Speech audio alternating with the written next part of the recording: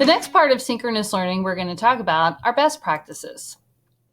Best practices for teachers include things like make sure that your technology is working, practice on your own if you've never facilitated a Google Meet before, have a teaching assistant to monitor the chat. And I would suggest that you have a student. If you're elementary, this can be one of your class jobs, or you can just choose a trusted student for middle and high.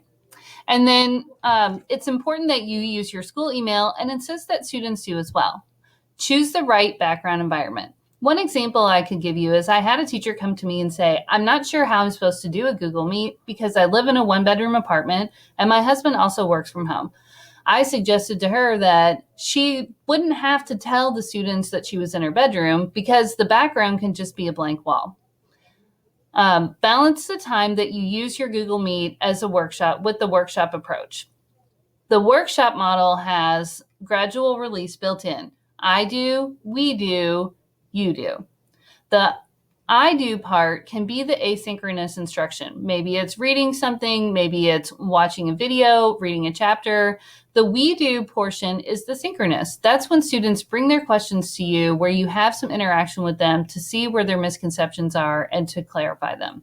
And then the you do part is the application or the assessment.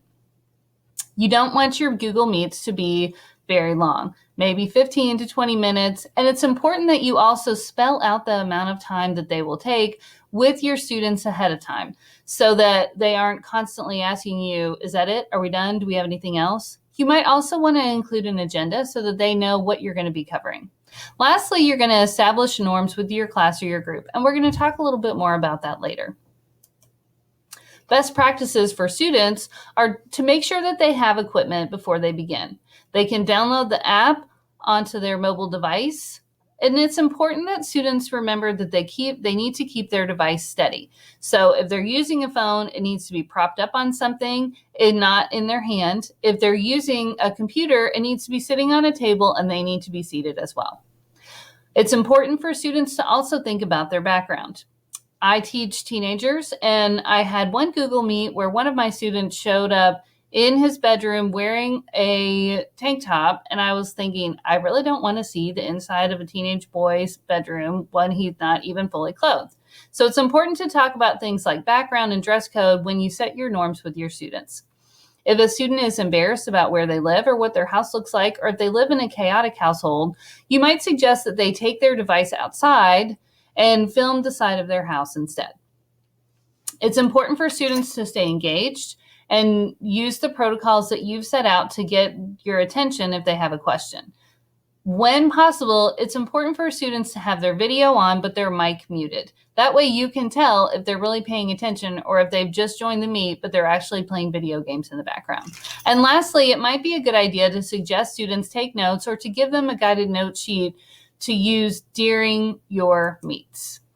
Here's an example of some video call protocols for students from Matt Miller that you could adapt to use with your class. On this page are some additional examples of student norms. The K1 visual guide is a PDF, but you could easily make your own. The 3 through 8 guide for video conferencing norms and the Bitmoji craze for educators are other examples that you could adapt. Just make sure you're making a copy for yourself. When you go to create a meet, the first thing, as with any lesson, is why are you doing the meet and what are your learning goals? Then you need to ask yourself, when or how often will you meet and how will you share your meet info? Are you going to be using meet.google.com and a nickname, or are you going to be using Google Classroom?